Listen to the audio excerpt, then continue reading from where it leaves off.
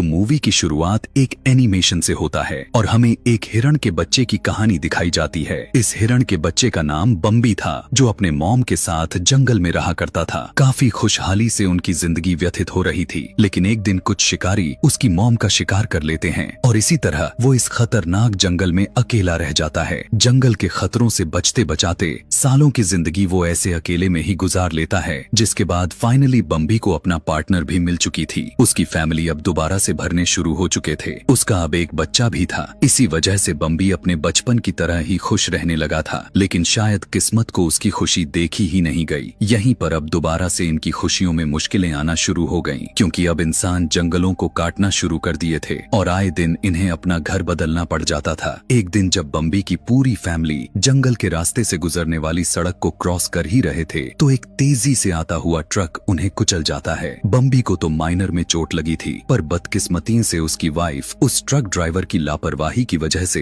बेवजह मारी जा चुकी थी और उसके बच्चे तो इस हादसे से डरकर वापस पीछे वाले जंगल में जा छुपे थे। यहाँ उस ट्रक का ड्राइवर रुकता भी है, लेकिन मदद के लिए नहीं, बल्कि वो नदी के किनारे जाकर अपने पास मौजूद टॉक्सिक केमिकल के भरे हुए ड्रम्स पानी में बहा देता है, जिसके बाद वो वहाँ से ऐसे भागा हुआ था जैसे यह काम उसने किया ही ना हो। बम्बी, जो एक बार फिर अपनी फैमिली को खो चुका था, दुख और गुस्से में पागल हो रहा था। प्यास से तड़पते हुए वो उसी नदी से पानी पी लेता है जिसमें अभी अभी वो आदमी जहरीले केमिकल्स मिलाकर गया हुआ था। पानी पीने के बाद बम्बी तड़पने लग जाता है और यहाँ एक पल के लिए फील होता है कि बम्बी मर जाएगा, लेकिन यह जहर उसकी जान लेने की बजाय उसे एक अजीब सी क्रिएचर में बदल देता है। बम्बी जब दर्द से तड़प रहा था, तब हम देख रहे थे कि उसकी हड्डियां बढ़ती चली जा रही थी। हड्डियां टूटकर जुड़ने की आवाजें इतनी खतरनाक थीं कि यह सब देखना मुश्किल था। उसके मसल्स भी फूलने लगे थे और दांत भी खौफनाक हो चुके थे और अब वो एक प्यारे हिरण से एक खौफनाक मॉन्स्टर में बदल गया, जो 4 पैरों की जगह अब 2 पैरों पर खड़ा होकर भी चल सकता था। पहले ही वो अपने गम और गुस्से में पागल था। इस दर्द को सहन कर लेने के बाद वो कसम खा लेता है कि हर हाल में अब वो इंसानों से अपनी फैमिली का बदला लेकर ही रहेगा। अब यहीं से सीन कट हुआ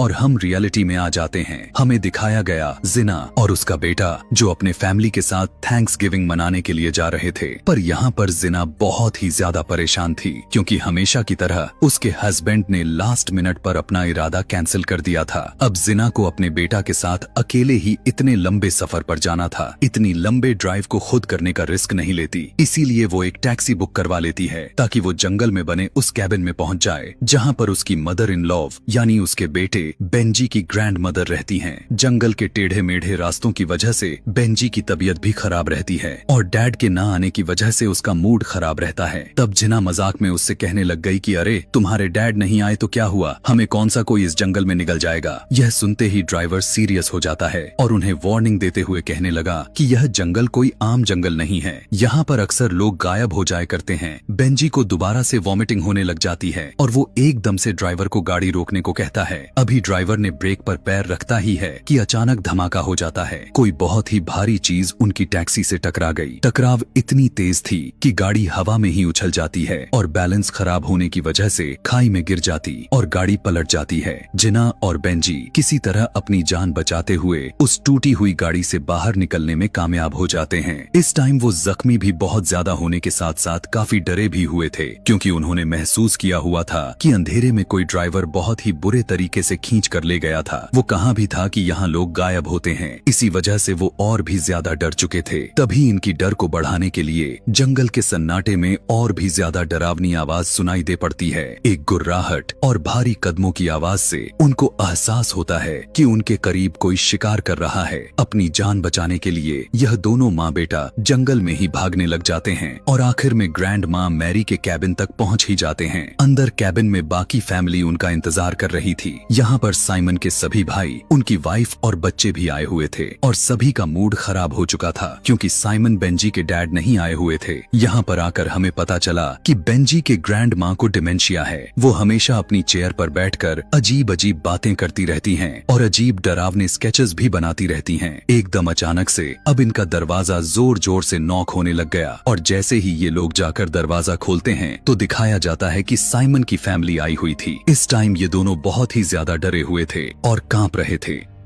ये सभी उन्हें रिलैक्स करते हुए अंदर लेकर जाते हैं और उनसे पूछते हैं कि क्या हुआ था। बेंजी इन्हें जंगल में होने वाले एक्सीडेंट के बारे में बताता है और उस जानवर के बारे में भी जिसने ड्राइवर को खींच कर लेकर चला गया था। साइमन की फैमिली बहुत ही ज्यादा कंफ्यूज्ड थी। साइमन का भाई यहाँ पर बहादुर और चालाक बनने की कोशिश करता है और टॉर्च उठाकर कहने लगा कि मैं जरा ड्राइवर की मदद करके आता हूँ। उसी दौरान जंगल में हमें कुछ और लोगों को भी दिखाया गया। यह बहुत ही बड़े शिकारी हैं, लेकिन आज ये जंगल में शिकार करने नहीं आए हुए थे, बल्कि इन्हें एक बहुत ही बड़ा कॉन्ट्रैक्ट मिला हुआ है विलबैक्सर कंपनी की तरफ से। उनका मिशन यह है कि म्यूटेड हुए बम्बी को ढूंढना और उसे मार देना, ताकि यह कंपनी का यह राज ही बनकर रह जाए कि उनकी ही टॉक्सिन की वजह से जानवर अब ज़ॉम्बी में बदलने लग चुके हैं। ये लोग यहाँ से निकल ही रहे थे कि खाई के पास एक टूटी हुई टैक्सी मिली। इसे देखकर वे शिकारी घबरा गए। तभी उन्हें यहाँ पर किसी चीज की आहट सुनाई दी। डरते हुए उसने उसी डायरेक्शन में गोलियां चला दिए, बिना यह सोचे बगैर कि अगर वहाँ कोई जानवर ना हुआ तो कुछ हुआ था भी ऐसा ही। यहाँ पर साइमन का भाई, जो यहाँ ड्राइवर की जान बचाने के लिए आया हुआ था, लेकिन अब अपनी ही जान गवा बैठा हुआ था। लड़के को मरा हुआ देखकर बाकी के शिकारी भी अपने साथी के ऊपर गुस्सा होने लग जाते हैं और फिर फैसला यह करते हैं कि वो इस बात को यहाँ से बाहर जाने ही नहीं देंगे और एक खड्डा खोदकर इस लाश को यहीं पर छुपाकर चले जाते हैं। सीन बदलकर हमें दोबारा बेंजी की ग्रैंड माँ का कैबिन को दिखाया गया, जहाँ पर जिना काफी ज्यादा अभी भी डरी हुई थी और वो अब अपनी मदर इन लॉ को बनाई हुई ड्राइंग्स देखने लग गई और नोटिस करती है कि सभी ड्राइंग्स में सिर्फ एक ही चीज बनाई गई है,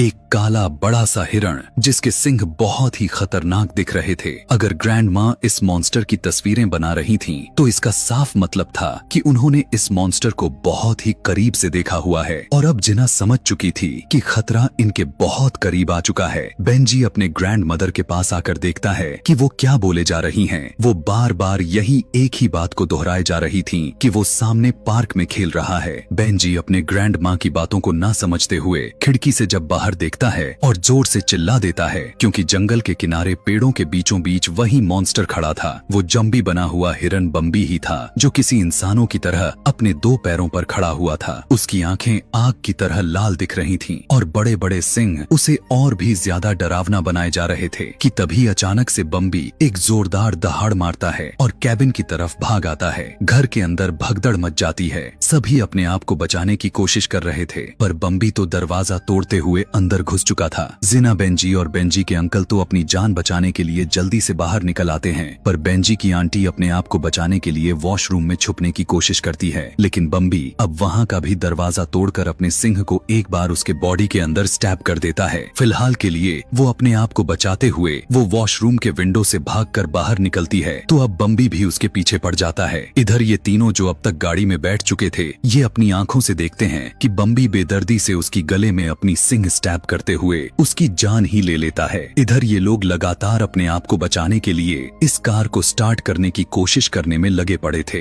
लेकिन यह कार तो स्टार्ट होने का नाम ही नहीं ले रही थी। डर के मारे ये लोग देखते हैं कि बम्बी अब उनके घर के तोड़ फोड़ के बाद उनकी तरफ उन्हें मारने के लिए आ रहा था। फाइनली इनकी किस्मत इनका साथ दे देती है और इंजन चल जाती है। गाड़ी को स्टार्ट करते हुए ये लोग उसे अपनी रोड की तरफ भगाने लग गए, लेकिन अभी भी बम्बी उनका पीछा बड़ी बड़ी छलांगे लगाते हुए आ रहा था। वो बार बार इन्हें रोड से नीचे गिराने की कोशिश करता रहा, लेकिन बेंजी के अंकल एक अच्छे ड्राइवर थे। काफी देर तक उन्होंने अपना बैलेंस बनाए रखे और स्पीड भी बढ़ाई रखी, जिसकी वजह से ये लोग बचकर बम्बी से आगे निकल गए। लेकिन फिर कुछ ही दूर जाने पर उनका रास्ता एक बड़े से पेड़ ने रोक लिया। अब ये लोग बुरी तरह से फंस चुके थे, ना ही आगे जा सकते थे और ना ही पीछे। वक्त भी कम था, बम्बी जल्द ही इन तक पहुंचने वाला था। ये सभी अब फैसला करते हैं कि ये उस गिरे हुए पेड़ को अपने रास्ते से हटाएंगे। बेंजी का अंकल कहता है कि मैंने बाहर जाकर इस लकड़ी को एक रस्सी से बांधूंगा, बाकी लोग पेड़ को दूसरी तरफ धक्का देंगे, जो कि एक डायरेक्शन बनाएगा और फाइनल धक्का गाड़ी से लगेगा, ताकि ये पेड़ जंगल की तरफ जाकर गिरे और रास्ता बन जाए। यहाँ पर बेंजी को बहुत ही बड़ी जिम्मेदारी दे दी गई थी, क्योंकि उसने ड्राइविंग सीट ले ली थी। ये लोग अब पूरा अपना सेटअप करते हैं कि तभी अचानक अंधेरे से वो मॉन्स्टर यानी बम्बी निकल आता है। यह देखकर बेंजी इतना ज्यादा घबरा जाता है कि उसे पता ही नहीं चलता कि उसने एक्सेलरेटर पर अपना पैर रख दिया था। इसके नतीजे में होता कुछ ऐसा है कि उसके अंकल, जिसने रस्सी को अपने पैर में पकड़ा हुआ था, वो उसी रस्सी के साथ घसीटने लग जाते हैं और उनका मुंह काफी बुरी तरह से जख्मी हो जाता है। उनका बेटा जो पीछे ही रह गया था, वो भी इस मॉन्स्टर से बचने के लिए यहाँ से भागने की कोशिश करता है और भागते भागते जंगल में आ गया था। वो बम्बी का शिकार तो नहीं बनता, लेकिन यहाँ वो गुस्से में एक छोटे से खरगोश पर अपना पैर मारते हुए गुस्सा निकाल देता है। लेकिन अब वो खरगोश भी अपने साथियों को लेकर अपना बदला लेने के लिए चला आया। देखने को मिला कि उसके नन्हे खरगोश साथी उस टॉक्सिक वेस्ट की वजह से खतरनाक ज़ॉम्बी में बदले हुए थे, जो अब इस लड़के के ऊपर हमला करते हैं और गिराकर उसे खाने लग जाते हैं। इधर हमें वैन का सीन दिखाया गया। इन लोगों की वैन जहाँ पर रुकी हुई थी, वहीं पर अब शिकारियों का ट्रक भी आ जाता है। जिना उन्हें देखते ही हेल्प के लिए रोक लेती है,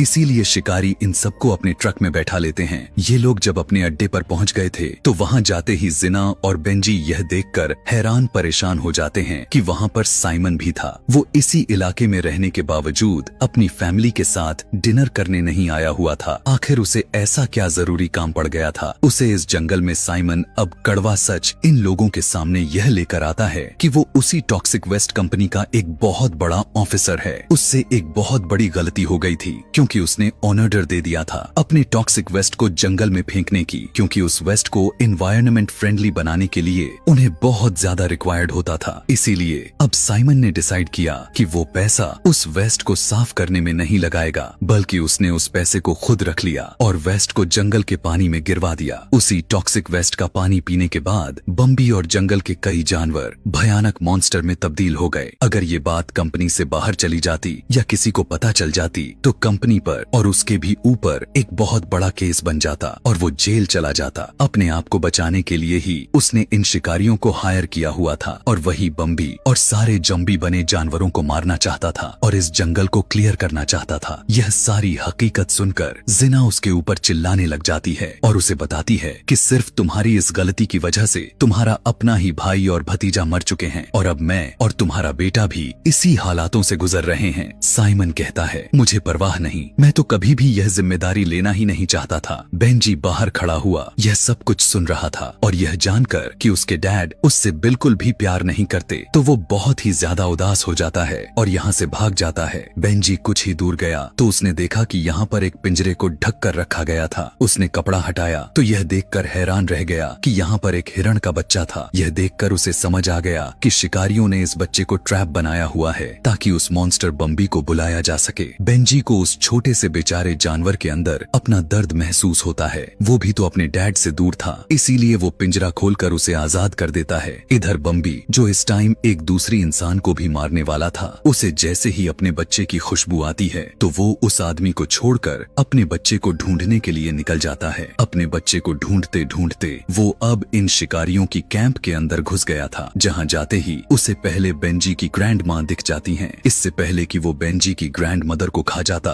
उसके डैड के कोवर्कर की यहाँ चीख निकल पड़ती है और जोरदार से बम्बी उसके ऊपर हमला कर देता है। कंट्रोल रूम में ये सभी लोग अब बम्बी को मारने के लिए पूरी तरह से तैयार दिख रहे थे। शिकारी उसके ऊपर गोली चलाने की कोशिश करता तो है, मगर मॉन्स्टर उसे अपने सिंघों पर उठाकर फेंक देता है। इस टाइम बम्बी के सामने साइमन की पूरी फैमिली थी, पर साइमन अपनी फैमिली की जान बचाने की बजाय अपनी जान बचाकर वहां से भाग जाता है। वो अब जाकर अपनी महंगी गाड़ी में बैठ चुका था और उसने अपनी सीट को भी लॉक्ड कर लिया था। उसे लगा कि अब उसकी जान बच गई है, लेकिन ये तो उसका सबसे बड़ी गलती थी। पीछे के दरवाजे की खिड़कियां तो उसने बंद ही नहीं की हुई थीं। वहां से खूंखार बने वो खरगोश उसके ऊपर हमला कर देते हैं और उसे जान से मार देते हैं। दूसरी तरफ हमें कैंप का सीन दिखाया जाता है, जहां सिर्फ जिना, बेंजी और वो मॉन्स्टर बचे हुए हैं। वो भयानक ज़ॉम्बी उनके सर पर खड़ा जोर जोर से अजीब तरह से सांस लिए जा रहा है और गुस्से में गुर्राए जा रहा है। इससे पहले कि वो उन दोनों को मार देता, झाड़ियों में से निकलकर उसका छोटा हिरण यानी बम्बी का बेटा यहाँ पर आ जाता है, जिसे देखते ही बम्बी इन दोनों को भूल जाता है। दिखाया गया कि बम्बी अपने बेटे से मिलकर बहुत ही ज्यादा खुश था। ये दोनों अब एक दूसरे से मिलने का जश्न मनाते हैं, लेकिन इसके बावजूद भी कहानी यहाँ आखिर कैसे खत्म होने वाली थी। हमें दिखाया जाता है वो शिकारी जिसे इस मॉन्स्टर ने सिर्फ उसे उठाकर फेंका था, वो अभी भी जिंदा बचा हुआ था कि तभी अपनी आखिरी सांस में वो अपने बंदूक को उठाते हुए बम्बी को गोली मार देता है और मरते मरते भी वो शिकारी हंसने लगा। उसकी हंसने का तरीका इतना घटिया था कि जैसे वो कोई बहुत ही बड़ी जंग जीत ली थी। इसी टाइम पर अंधेरे में से ग्रैंड माँ निकल कर आती हैं और गुस्से में आकर इस जालिम इंसान को शूट करते हुए मार देती हैं। आखिर में वो भी अपने अंजाम को पहुंच जाता है, जिसके बाद जिना मैरी को लेकर अपने पास आ जाती है। यहाँ पर ये तीनों मिलकर बहुत ही इमोशनल सीन देख पाते हैं कि कैसे एक बाप बेटा मिलकर भी बिछड़ गए थे। वो शिकारी के लगने वाली गोली की वजह से अब बम्बी अपने बेटे से दोबारा बिछड़ जाता है, यानी वो मर जाता है। और वो छोटा हिरण अपने बाप को बार बार जगाने की कोशिश कर रहा था, लेकिन अब वो जागने वाला नहीं था। इस बच्चे ने भी अपने डैड वाली किस्मत पाई हुई थी। वो भी अब बम्बी की तरह ही पूरी जिंदगी अकेले गुजारने वाला था और उसी को दिखाते हुए यह रुला देने वाली यह कहानी यहीं पर खत्म हो जाती है।